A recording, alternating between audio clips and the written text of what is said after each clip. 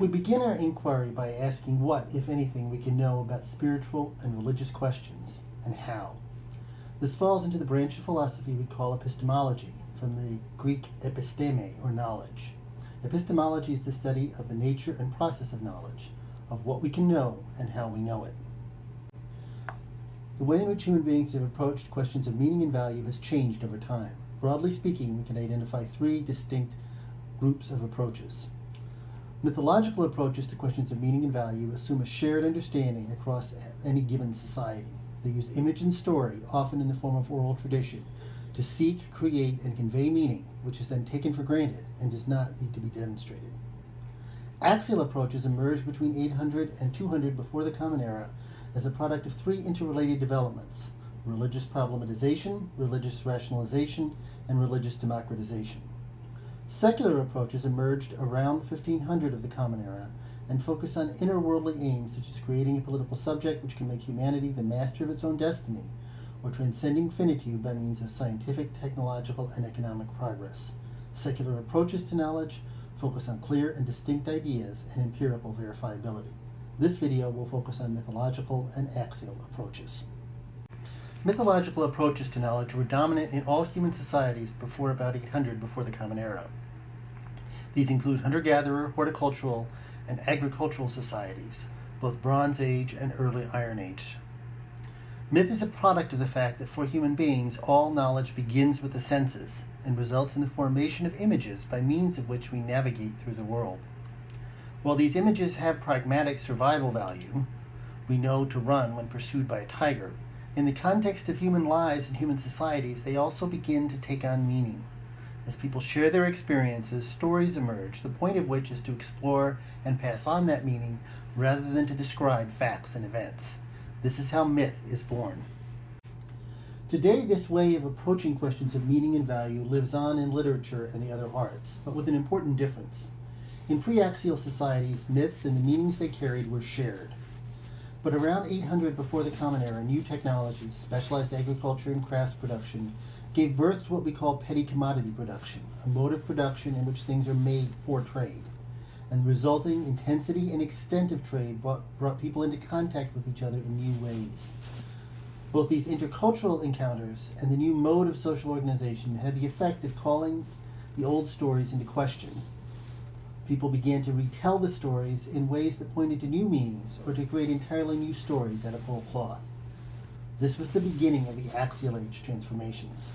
The result is what we call literature and the arts more generally, which propose new meanings which only rarely become fully shared by an entire society, though we do see communities emerge which find themselves in particular stories, thus the emergence in the present period of something called fandoms.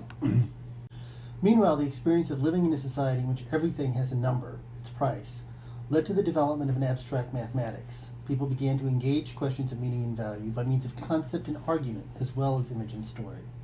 The result was often radical skepticism regarding the old myths. Ancient philosophical schools such as the Hellenic sophists and skeptics, the Indian Charvakas, and the Chinese legalists argue that knowledge comes only by means of the senses, and that even rational inference has limited value. They tended to be materialistic, relativistic, and hedonistic in their worldviews. Their philosophy served the interests of the emerging merchant class and aspiring dynasts and emperors who did not want to be constrained by moral concerns. Others, though, saw mathematical formalism as a way to reground meaning. The Pythagoreans were typical in this regard, arguing that the universe is a reflection of mathematical order, which should also govern human life. Not surprisingly, the development of trade led to poverty as well as riches, and resulted in significant social dislocation among the peasantry. There were peasant revolts in all axial societies, and these revolts demanded not only economic justice, but the right to participate in the public arena, and the right to engage in deliberation around questions of meaning and value. It was this series of revolts which drove the effort to reground a discourse around questions of meaning and value, with the kind of formal reasoning developed by mathematicians more an instrument than an end. The result was an emerging consensus, not only in Greece but in all post-axial cultures, that knowledge begins with the senses but also involves inference, as well as abstraction of the essence or nature of things by a faculty the Aristotelian tradition called the agent intellect. This was the position of Aristotle, of Moshe ben Maimon, of Ibn Sina, Ibn Rushd, and of Thomas Aquinas. Abstraction, according to Aristotle and his commentators, works something like this. We take in data by means of our external senses, vision, hearing, touch, smell, and taste. Our internal senses, particularly the imagination, then organize this data into images so that we actually see, hear, and feel, smell, and taste things, rather than just experiencing a jumble of disorganized sensation.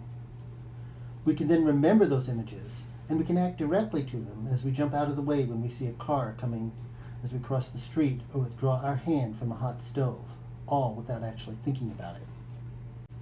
But this is just the beginning of the process.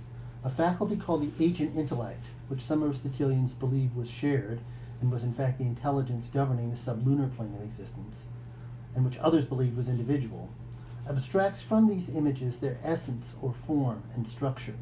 Think of it like an X-ray machine revealing the hidden structure of our bodies. It then projects this structure on the potential intellect, which forms concepts. Once we have concepts, we can make further inferences and engage in reasoning. For most thinkers in this tradition, that includes making the inference that since it is impossible for something to come from nothing, there must be something which has the power of being in itself, which we call God. While generally less focused in Greek philosophy on the problem of knowledge, Indian traditions, other than the Caravaca, understood knowledge as involving sensation and inference of some kind. The same was true of Chinese traditions besides the legalists. Where they differed was around the question of at just what kind of first principle, if any, reason could arrive. The Vedanta tradition in India developed a sophisticated metaphysics around the concept of Brahman, the creative power of the universe, which was quite similar to Hellenic ideas of God as being or the good.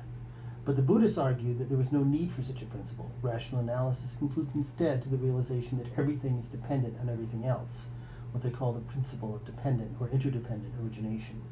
And in China there was intense debate between the Confucians, who argued that Tian, or heaven, and its ways could be comprehended and formalized rationally, and the Taoists, who argued that while there is indeed a kind of cosmic order or Tao, we cannot know it discursively. But more on this later.